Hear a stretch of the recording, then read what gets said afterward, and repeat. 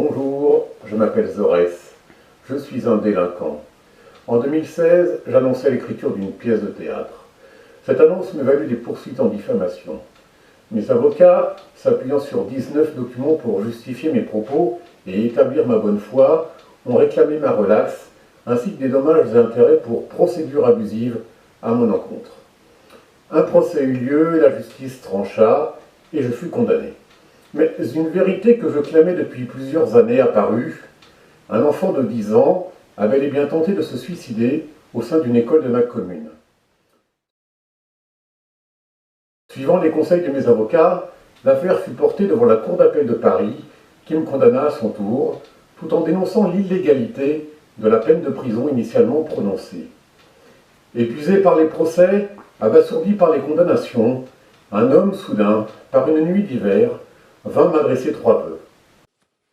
D'abord, un vœu de vérité. Mon deuxième vœu pour 2019 est un vœu de dignité. Enfin, je veux former un troisième et dernier vœu, un vœu d'espoir. Mesurant désormais le pouvoir d'une petite pièce de théâtre, capable de faire apparaître une vérité dérangeante, sans même être jouée, j'ai compris qu'il me fallait reprendre la plume afin de faire apparaître d'autres vérités. Ma nouvelle pièce, très autobiographique, brosse le portrait d'un individu belliqueux, paranoïaque, mégalomane et narcissique.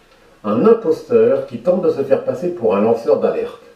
Une pièce inspirée par les parcours de quelques fantassins de l'intérêt général, de simples citoyens dont le souci d'obéir à leur conscience rappelle les mots de Zola « Mon devoir est de parler, je ne veux pas être complice ».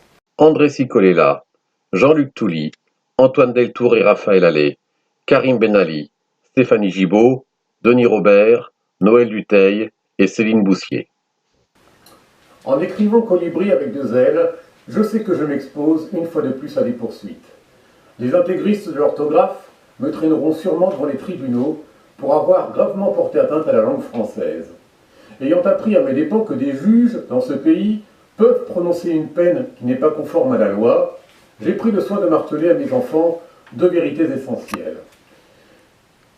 La première, c'est que celles et ceux qui nous indiquent aujourd'hui la direction de l'idéal humaniste, à chaque coin de nos rues, ont bien souvent été condamnés pour leur audace. Et toujours au nom du peuple français, bien évidemment. Considérant que le seul jugement qui vaille est celui qui conduit à la fierté ou à la honte, ils ont tous suivi les recommandations de notre président. Demandez-vous chaque matin ce que vous pouvez faire pour le pays.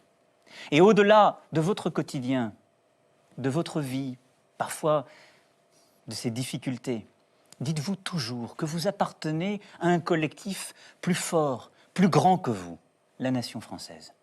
La deuxième vérité, c'est que nous sommes tous des êtres humains, doués de raison et de conscience. Que la fraternité n'est pas une option mais un devoir. D'ailleurs, les Françaises et les Françaises n'ont pas attendu la Déclaration universelle de 1948 ou la Convention internationale des droits de l'enfant ratifiée en 1990 pour s'émouvoir et s'interroger sur le sort des enfants qui n'étaient pas les leurs. Et c'est ainsi que la France fut le seul pays d'Europe à sauver 90% de ses enfants juifs au cours du siècle précédent. Peut-être est-ce cela, l'art d'être français. Certaines tentatives de suicide dans les établissements scolaires font les gros titres, d'autres passent sous silence. Si un seul journaliste avait répondu à mes invitations dans les tribunaux, alors les parents auraient pu être informés de ce qui se passait derrière les grilles de cette école. Après avoir perdu mes procès, quelques illusions et un sacré pognon, je m'étonne qu'aucun article sur Internet ne mentionne mes condamnations, alors que mes adversaires me réclamaient 8 000 € de dommages et intérêts, compte tenu du grand retentissement de ma publication dans la ville. Les journalistes, comme les réseaux sociaux, en ont décidé ainsi. Je fais partie de ceux qui ne sont rien, incapables de financer un pourvoi en cassation et une action devant la Cour européenne des droits de l'homme. Mais cela pourrait être pire, je pourrais être un moins que rien. J'ignore combien de francophones, doués de raison et de conscience, sont aujourd'hui capables de s'émouvoir et de s'interroger lorsqu'un enfant de 10 ans tente de trouver la mort dans une école de la République ou lorsqu'un citoyen se retrouve condamné illégalement à une peine de prison par le pays des droits de l'homme. Mais je demande à tous ceux qui considèrent comme Jean Jaurès que le courage, c'est de chercher la vérité et de la dire, de partager cette vidéo. Merci.